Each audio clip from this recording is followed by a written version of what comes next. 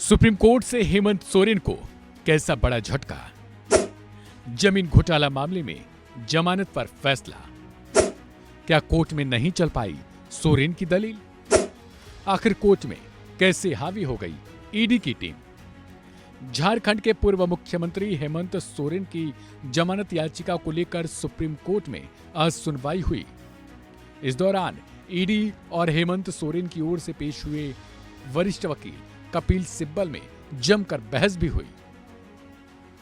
ED ने जहां हेमंत सोरेन के ऊपर गलत तरीके से एफआईआर दर्ज करने का आरोप लगाया और यहां तक कहा कि ईडी के ऊपर SC/ST एक्ट मामले में झारखंड में एफआईआर दर्ज कराई गई जो बिल्कुल झूठी थी, तो वहीं दूसरी तरफ हेमंत सोरेन की ओर से पेश हुए वरिष्ठ वकील कपिल सिब्बल ने एक एक करके अपनी दलील रखी ताकि सोरेन को जमानत मिल सके।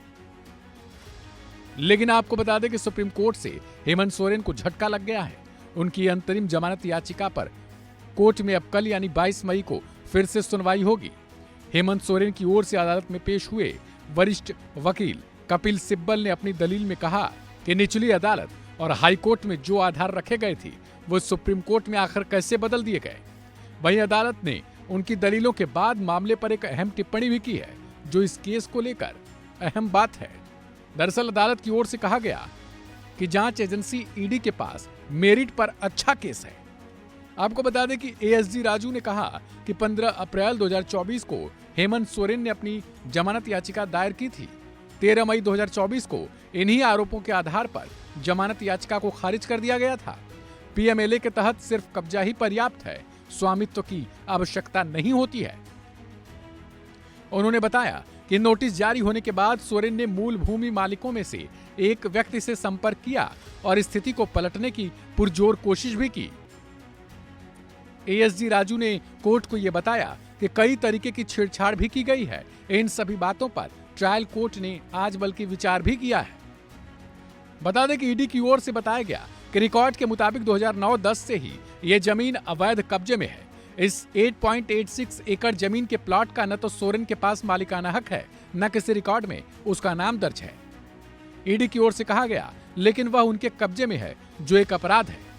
वहीं दूसरी तरफ सोरेन की ओर से पेश हुए वरिष्ठ वकील सिब्बल की ओर से कहा गया कि केजरीवाल और सोरेन के मामले में अंतर है।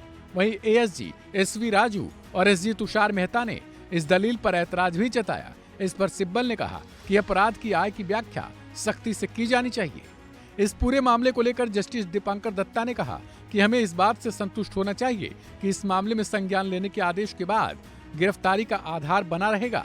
पूरा कायस्थ मामला तथ्यात्मक रूप से अलग था, वहां आधार नहीं दिए गए थे। लेकिन बड़ा सवाल यह है कि क्या कल सोरेन की जमानत याचिका पर कोर्ट कुछ नरम दिखाई देगा या फिर नहीं। आपको बता दें कि केजरीवाल की तरह ही आधार बनाकर हेमंत सोरेन ने सुप्रीम कोर्ट से जमानत की गुहार लगाई है। लेकिन क्या उनकी जमानत मंजूर होगी, ये अब कल देखना होगा।